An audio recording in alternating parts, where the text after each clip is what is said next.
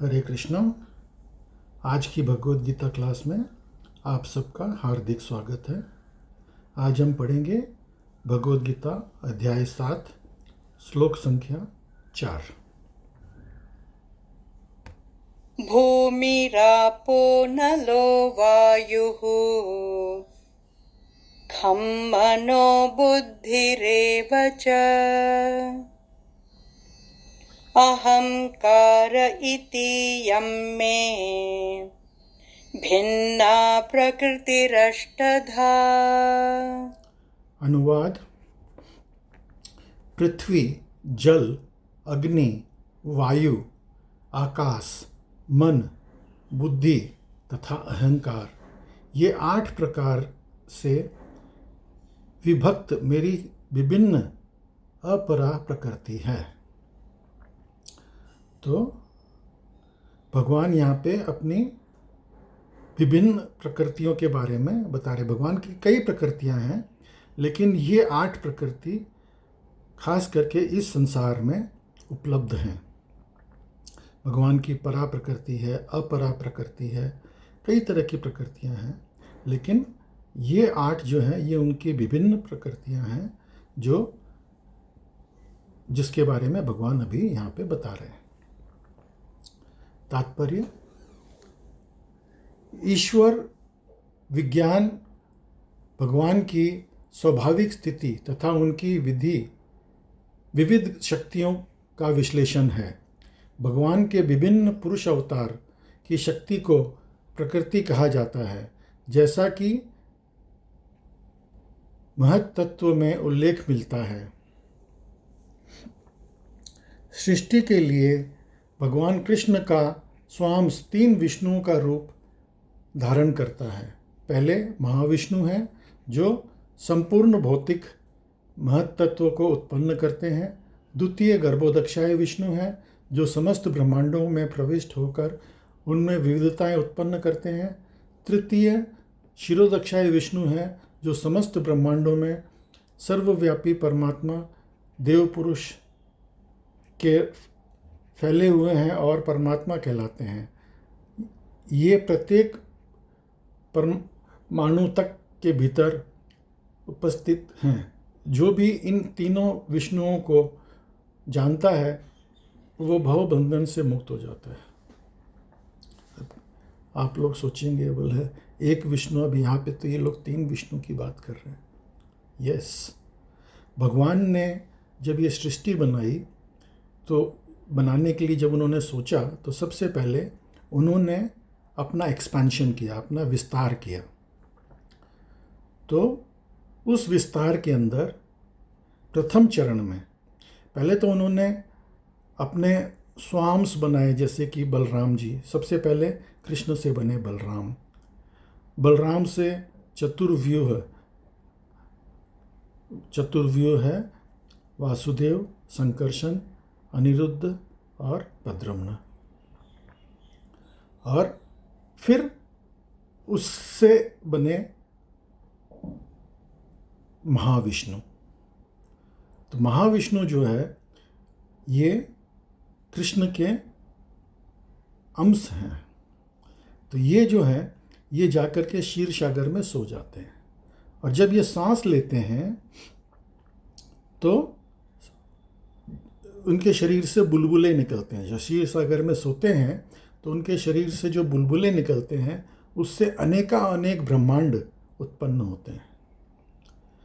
जब वो सांस छोड़ते हैं तो ये बुलबुले पैदा होते हैं, और जब वो सांस वापस अंदर लेते हैं तो ये सारे ब्रह्मांड समाप्त हो जाते हैं। तो मतलब ये जितने भी ब्रह्मांड हैं इनका लाइफ स्पैन जो है वो सिर्फ एक श्वास जितना है महाविष्णु के।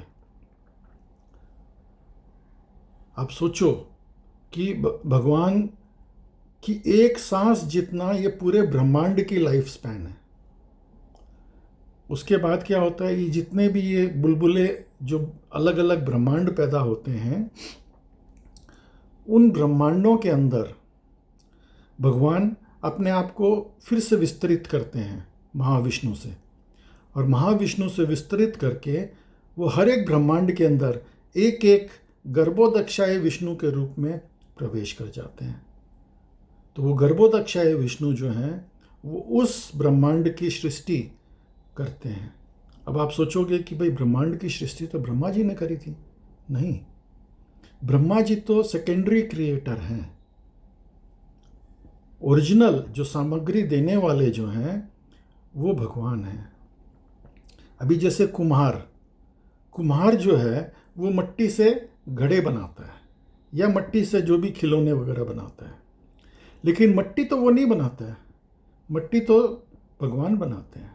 तो उसी तरह से ये जो गर्भोदक्षाय विष्णु हैं वो ब्रह्मा जी को मटेरियल देते हैं। और ये जो 8 जो अभी बता रहे हैं इस श्लोक के अंदर, ये जो 24 तत्व जो उन्होंने ब्रह्मा जी को दिए उसमें से ये 8 भी हैं। तो इन तत्वों को यूज करके ब्रह्मा जी जो है इस सृष्टि का क्रिएशन करते हैं। फिर उसके बाद में क्या होता है, अभी उन्होंने इतना जो ये बनाया ब्रह्मा जी ने, तो जितने भी जो कण कण है उस कण कण के अंदर वो गर्भोदक्षाय विष्णु अपने आप को फिर से विस्तरित करते हैं। और विस्तरित करके क्या करते हैं, हर एक कण में वो प्रवेश कर जाते हैं। आपके मेरे सबके हृदय में भगवान निवास करते हैं। जैसे हर एक कण में भगवान निवास करते हैं, वैसे ही ये शिरोदक्षाय, इनको शिरोदक्षाय विष्णु बोलते हैं। गर्भोदक्षाय विष्णु को एक्सपैंड होकर के शिरोदक्षाय विष्णु बनते हैं। और ये शिरोदक्षाय विष्णु हम सब के हृदय में, हम सब के अंदर निवास करते हैं, घट घट वासी हैं। यही परमात्मा है, जिसको हम साधारण शब्दों में परमात्मा कहते हैं। तो ये जो है इस तरह से सृष्टि की रचना की गई। तो हम अगर ये समझ लें कि ये 3 विष्णु हैं और इनकी कार्यशैली क्या है, तभी हम आगे भक्ति में बढ़ पाएंगे। अभी तक तो लोग बाग ये सोचते आ रहे हैं कि विष्णु से विष्णु हैं और उनसे जो है कृष्ण उत्पन्न होते हैं। नहीं, कृष्ण से विष्णु उत्पन्न होते हैं। ये साफ बताया गया है श्रीमद् भागवतम में और भगवद गीता के अंदर। तो ये बहुत इंपॉर्टेंट है ये समझना कि विष्णु तत्व जो है वो कृष्ण से उत्पन्न होता है। अभी जैसे 64 कलाएं होती है, जो 64 कला के अंदर 64 की 64 कला कृष्ण के अंदर हैं, लेकिन विष्णु तत्व के अंदर सिर्फ 60 कलाएं होती है। 4 कला भगवान की, कृष्ण की अलग होती है। वो है माधुर्य, उनका जो रूप माधुर्य, उनका जो लीला माधुर्य। तो ये जो उनकी जो स्पेशल जो शक्तियां हैं, ये उन कृष्ण की स्पेशलिटी है। ये बाकी विष्णु के अंदर नहीं होती है। आज विष्णु जो है वो सिर्फ वैकुंठ में हैं और उनके साथ में हम जो है लीला नहीं होती है। हम वहाँ पे सिर्फ दास भाव से, ऐश्वर्य भाव से उनकी पूजा करते हैं। लेकिन भगवान के साथ में जो उनके ग्वाल बाल हैं, उनकी गोपियाँ हैं, वो उनके साथ में रास लीला करते हैं। जो ग्वाल बाल हैं वो उनके साथ में खेलते हैं। तो उनके साथ में जो रस है वो बहुत ही उच्च कोटि का है। अगला श्लोक पढ़ेंगे।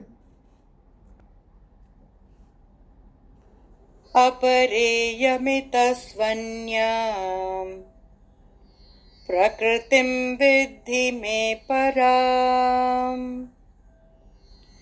जीवभूतां महाबाहो ययेदं धार्यते जगत्। अनुवाद। हे महाबाहु अर्जुन, इसके अतिरिक्त मेरी एक अन्य पराशक्ति है जो इन जीवों से युक्त है, जो इस भौतिक अपरा प्रकृति के साधनों का विदोहन कर रहे हैं। तो ये अपराशक्ति कौन है? ये जीव है। जो हमारी आत्मा है, ये भगवान की, ये हायर एनर्जी है। अभी हम लोग जो हैं भगवान के हायर एनर्जी हैं, और ये जो भौतिक जो शक्तियां हैं, जल, वायु, पृथ्वी, आकाश, ये सब जो उनकी जो 5 और स्थूल शक्तियां और 3 सूक्ष्म शक्तियां, बुद्धि और ज्ञान, तो ये जो है ये उनकी सूक्ष्म शक्तियां हैं। इन सब से सुपीरियर एनर्जी है, वो है हमारी आत्मा। तो लेकिन क्या होता है, हम जो है क्योंकि इस 8 एनर्जियों के अंदर हम दबे हुए हैं, इसलिए हम अपने आप को उससे आइडेंटिफाई करने लगते हैं। हम ये सोचने लगते हैं कि हम उनसे इन्फीरियर हैं। तो ऐसा नहीं है। जैसे फॉर एग्जांपल मैं समझाता हूँ, आप किसी गाड़ी के अंदर आप जा रहे हैं, तो गाड़ी कौन चला रहा है? आप चला रहे हो। गाड़ी अपने आप नहीं चल रही। अच्छा, लोग बाग बोल सकते हैं कि भाई आजकल तो ऑटोमेटिक गाड़ियाँ हैं। तो ऑटोमेटिक गाड़ी कैसे हुई? उसको बनाया किसने? किसी शक्तिवान ने बनाया ना। तो शक्ति जो है वो, शक्तिवान जो है वो शक्ति से बड़ा हुआ या शक्ति बड़ी हुई शक्तिवान से? बिना किसी शक्तिवान के शक्ति कैसे पैदा होगी? आज जैसे आपके घर में बिजली जलती है, तो ये बिजली कैसे आती है? पावर हाउस से। तो ये पावर हाउस जो है, उसके अंदर उसको चलाने वाला कौन है? एक इंजीनियर है। अपने आप थोड़ी चलती है। आज ये इतना बड़ा संसार है, इतने ब्रह्मांड हैं, इतने लोक हैं इसके अंदर, वो सारे प्लैनेट्स जो हैं वो तैर रहे हैं अंतरिक्ष के अंदर। कैसे तैर रहे हैं? उनका इक्विलिब्रियम कैसे बना हुआ है? और दिन होता है, रात होती है, सारे मौसम, गर्मी होती है, सर्दी होती है, बरसात होती है, सारे मौसम आते हैं। कभी ऐसा होता है, आपने देखा है कि भाई ये मौसम आज नहीं आ रहा है, आज जो है ये ऐसा नहीं हो रहा है? तो ये सब जो है भगवान के द्वारा कंट्रोल्ड है। और हम जो हैं, हम भगवान की सुपीरियर एनर्जी हैं, लेकिन हम इस माया के अंदर फंस करके हम अपने आप को उससे इन्फीरियर समझने लगते हैं। जैसे फॉर एग्जांपल मैंने बताया, हम गाड़ी के अंदर हैं और हमारा गाड़ी का एक्सीडेंट हो गया, किसी ने आकर के हमारी गाड़ी को ठोक दिया। तो उसने गाड़ी को ठोका है और आपके मुंह से क्या निकलेगा? अरे तुमने मेरा ठोक दिया, आज तुमने मेरे को अरे तुमको नहीं ठोका है, वो तुम्हारी गाड़ी को ठोका है। तो उसी तरह से आप भिन्न हो और गाड़ी भिन्न है। तो वही हमको समझने की ज़रूरत है कि हमारी आत्मा जो है वो भिन्न है और हमारा शरीर वो भिन्न है। हम शरीर नहीं हैं। हम बोलते हैं ना, ये मेरी नाक है, ये मेरी आँख है, तो ये आँख, ये नहीं बोलते मैं आँख हूँ, मैं नाक हूँ, नहीं। हम बोलते हैं ये मेरी आँख है, मतलब मैं अलग हूँ और आँख अलग है। मेरा शरीर है, तो ये मेरा में माँ कौन है? आप शरीर, मैं शरीर हूँ ऐसा नहीं बोलते हो। हम बचपन में हम ये दूसरे अध्याय में पहले ही पढ़ चुके हैं कि हम बचपन में जन्म लेते हैं, धीरे धीरे शरीर बढ़ता है, बुढ़ापे की तरफ जाता है और फिर मृत्यु हो जाती है। तो ये शरीर बढ़ता कैसे है? क्योंकि उसके अंदर आत्मा अंदर है, उस आत्मा के कारण शरीर बढ़ रहा है। अगर समझो एक बचपन में अगर किसी की मृत्यु हो गई, तो क्या उसका शरीर और बढ़ेगा उसके बाद में? नहीं बढ़ेगा, क्योंकि आत्मा निकल गई वहाँ से। तो ये शरीर बढ़ता है आत्मा के कारण, न कि शरीर अपने आप से बढ़ता है।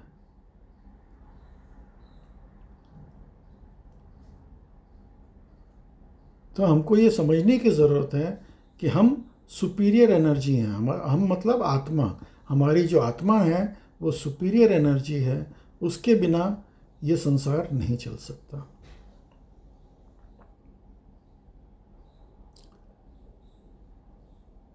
तो यही ज्ञान जब हम समझ जाएंगे तो हम भक्ति में आगे बढ़ सकते हैं।